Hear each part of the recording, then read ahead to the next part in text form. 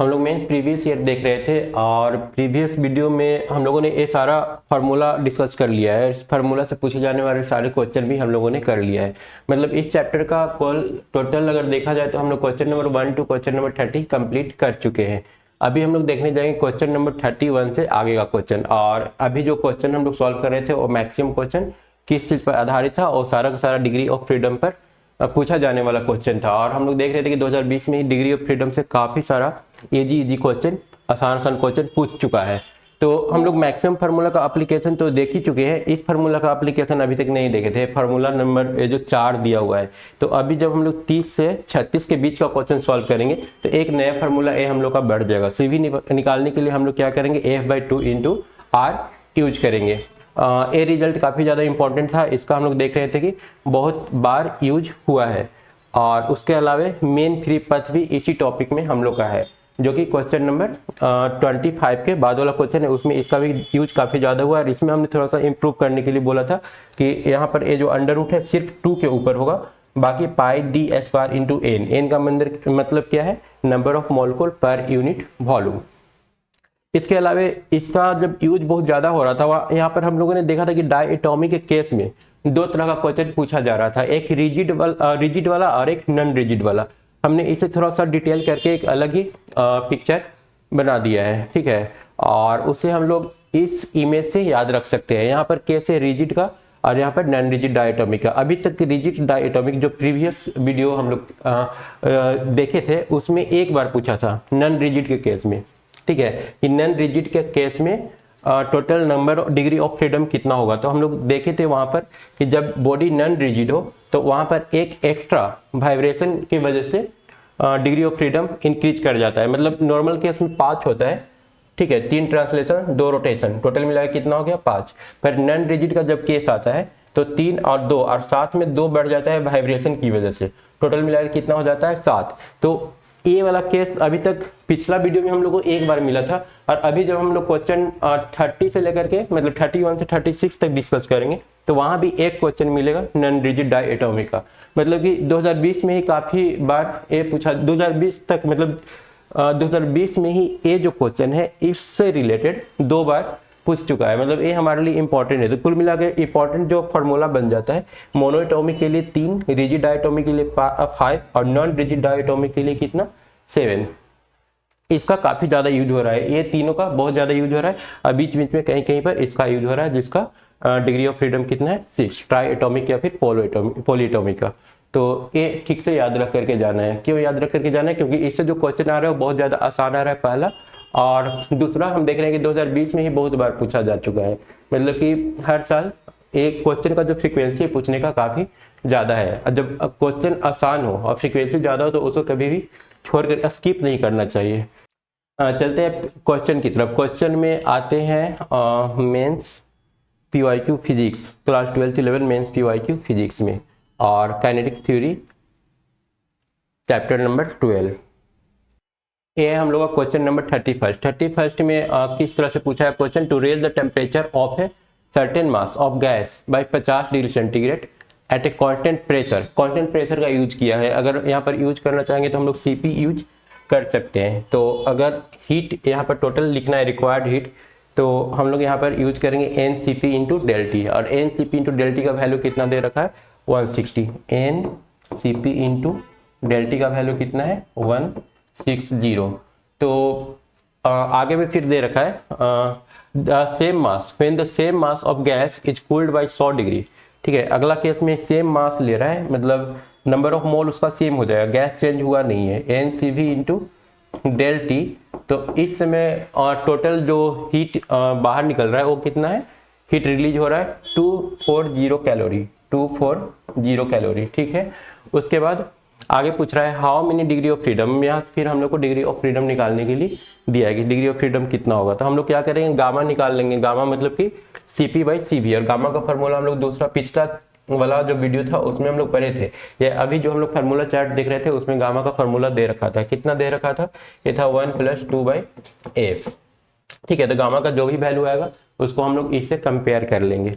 अब इन दोनों को अगर हम लोग डिवाइड कर ले तो डिवाइड करने से CP/CV कितना आ जाएगा, CP into del T first case में कितना है 50 डिग्री है, 50 divided by CV into second case में डेल टी का वैल्यू कितना है 100 है 100, तो यहाँ पर 100 यूज कर लिए और ये हो जाएगा 16/24 इज इक्वल टू 16/24, क्योंकि 0 0 कैंसिल हो रहा है तो यहाँ से कैंसिल होकर के 2, मतलब कि CP/CB का जो वैल्यू है वो आ गया 32 डिवाइडेड बाई 24, मतलब कि 12 से कितना से 4 से अगर हम लोग काट ले या फिर 8 से काट ले तो 4/3, ठीक है। कितना आ जाएगा अगर 4 से काटेंगे 8 से इसको काटेंगे तो 4 आएगा और इसको 8 से काटेंगे तो 3 आएगा, 4/3। और 4/3 को इस फॉर्म में हम लोग को लिखना है, इस फॉर्म में लिखने से हम लोग को एफ का वैल्यू ये हो जाएगा 4/3 इक्वल टू 1 + 2/f। इसको 1 को इस तरफ लाएंगे तो 4/3 - 1 इज इक्वल टू 2/f। ये हो जाएगा 4 में से 1 गया तो 1/3 इज इक्वल टू 2/f, या f क्रॉस मल्टीप्लीकेशन करेंगे तो f का वैल्यू कितना आ रहा है 6। और 6 हम लोग डिग्री ऑफ फ्रीडम किसके लिए देखे थे, तो मल्टी एटॉमिक। यहाँ पर पूछ रहा है क्या how many degree of freedom, बस हम लोग से डिग्री ऑफ फ्रीडम सिर्फ पूछा है, तो डिग्री ऑफ फ्रीडम यहाँ पर कितना आ रहा है आंसर 6। तो इसका सही आंसर कौन सा हो जाएगा, इसका सही आंसर हो जाएगा बी, ठीक है। 31 का सही आंसर बी। स्टेप इसमें क्या क्या हुआ, स्टेप के लिए हम लोग यहाँ पर 2 फार्मूला, जो चार्ट हम लोग के पास था उसमें से हम लोगों ने 2 फार्मूला यूज किया है, एक CP/CV वाला, गामा निकाल लिए सबसे पहले हम लोग, ठीक है।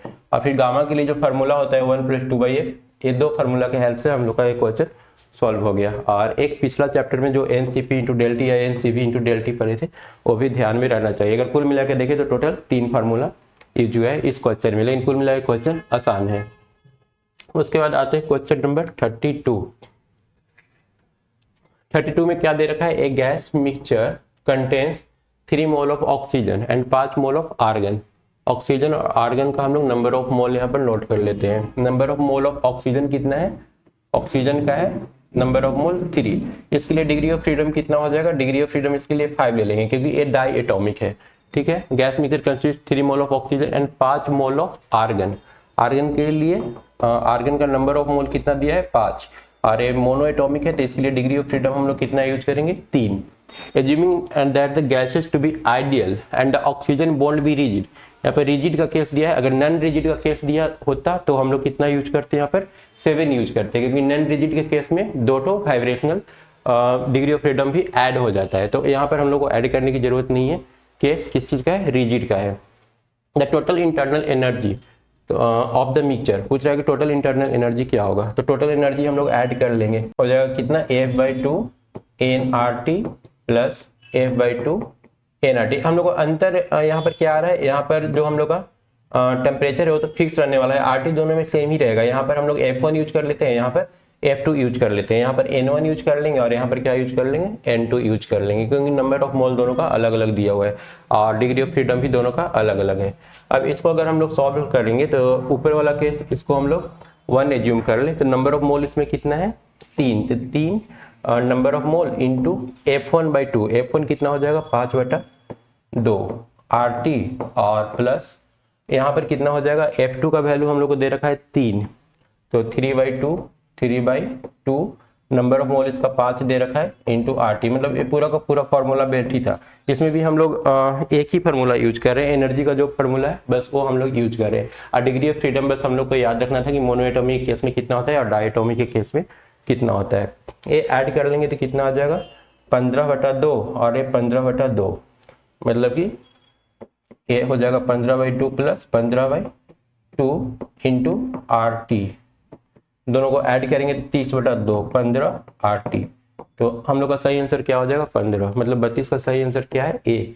तो ये भी इजी क्वेश्चन था और 1 स्टेप में बनने वाला था, बस एनर्जी का फार्मूला जिसको याद है वो आसानी से इस क्वेश्चन को सॉल्व कर लेगा। बस डिग्री ऑफ फ्रीडम याद होना चाहिए हर गैस के लिए। तो ये भी कब का पूछा हुआ है, ये भी 2020 का ही पूछा हुआ क्वेश्चन है। उसके बाद चलते हैं नेक्स्ट क्वेश्चन, क्वेश्चन नंबर 33 में। 33 में कुछ चेंजिंग किया है, फिर उसी टाइप का क्वेश्चन रिपीट किया है, वो हम लोग एक बार चेक कर लेते हैं।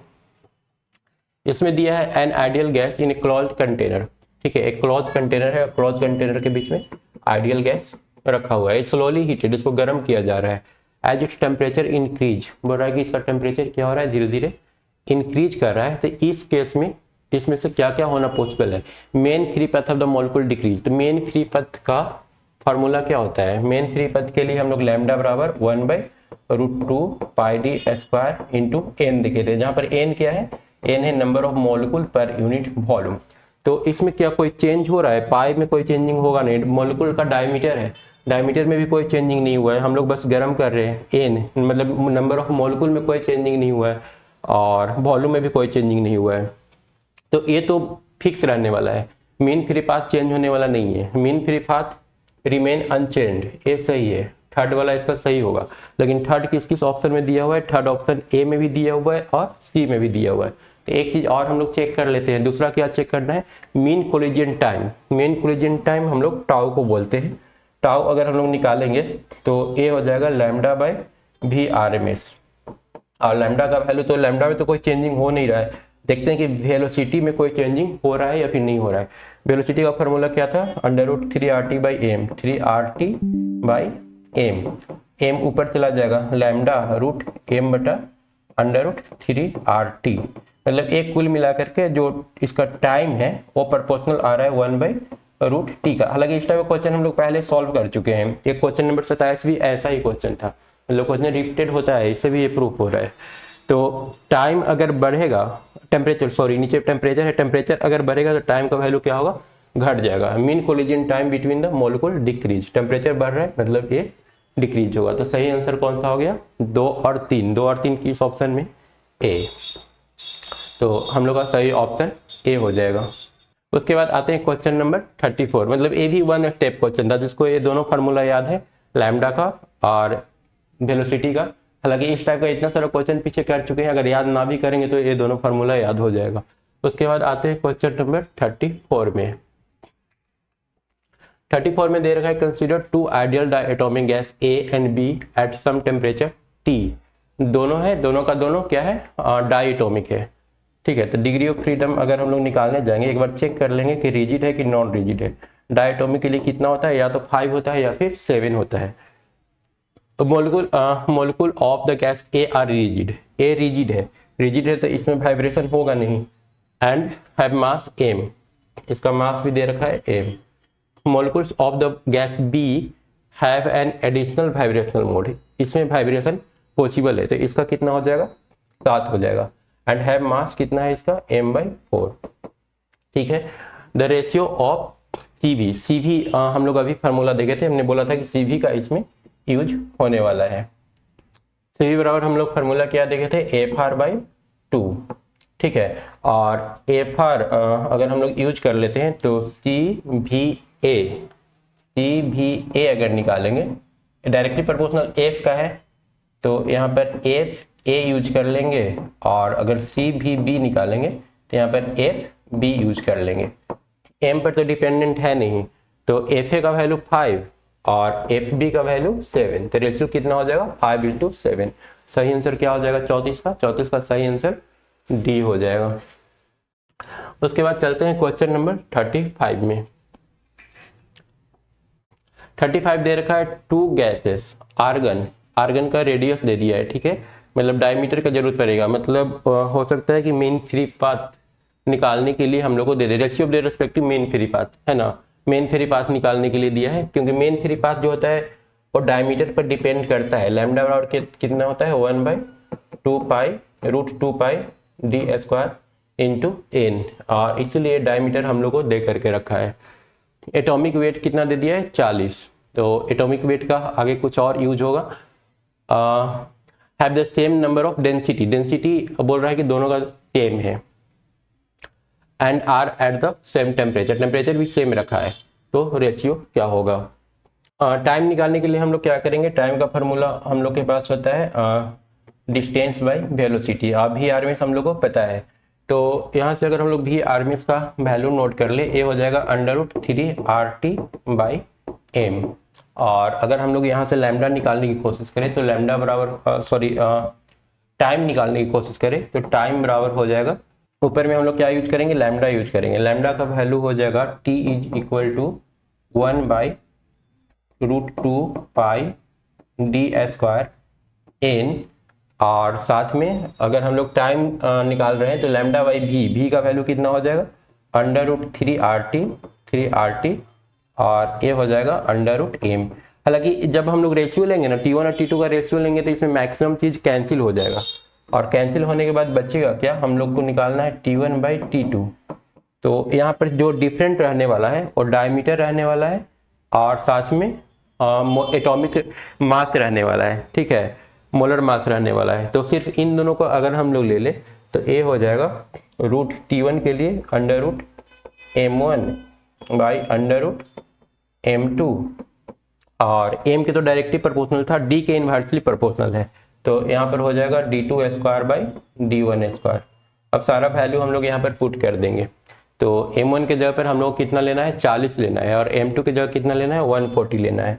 तो ये हो जाएगा 40/140, और डायमीटर कितना लेना है, रेडियस दिया हुआ है 0.07 नैनोमीटर, 0.07 नैनोमीटर। इसको अगर हम लोग मीटर में कन्वर्ट कर दे तो 10⁻⁹, और रेडियस इसको अगर डायमीटर में कन्वर्ट करेंगे तो 2 से मल्टीप्लाई करना होगा, इतना डिवाइडेड बाई सेकेंड में कितना दिया है 0.1। हालांकि 0.1 ऊपर लेंगे क्योंकि पहले हम लोग क्या लेना है, D2 लेना है और बाद में D1 लेना है। D1 लेना है 0.07 इंटू 10⁻⁹ इंटू 2, और फिर इसका हम लोग क्या करेंगे, होल स्क्वायर कर देंगे। तो ये हो जाएगा 4/14 का अंडर रूट इंटू, इसमें मैक्सिमम जो टर्म्स है कैंसिल हो जाएंगे, ये हो जाएगा 1/49, और इसको हम लोग सॉल्व कर लेंगे। ये आ जाएगा हम लोग का अप्रॉक्स 1.09 के बराबर। तो एक बोनस क्वेश्चन था इसलिए यहाँ पर इसमें कोई भी ऑप्शन मैच नहीं करेगा। 35 जो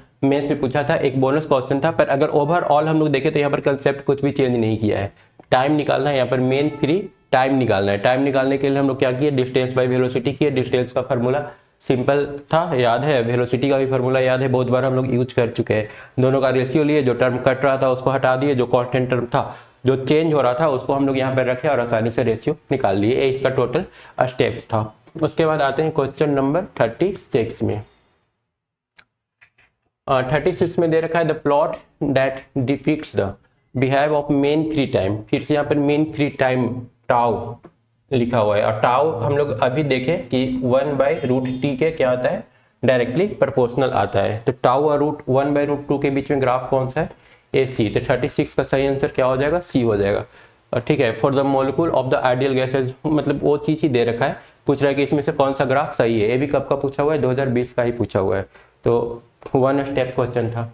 तो कुल मिला के अभी तक हम लोग जितना भी क्वेश्चन देख रहे हैं इस टॉपिक से रिलेटेड सारा का सारा क्या है, काफ़ी ज़्यादा आसान है। और जहाँ पर हम लोग इस चैप्टर में कुछ ऐसा भी क्वेश्चन था, एक क्वेश्चन सॉल्व करने में 28 से 30 मिनट लगा था, ठीक है, और यहाँ पर हम लोग देख रहे हैं कि 20 से 25 मिनट में 10-10 क्वेश्चन सॉल्व हो रहा है।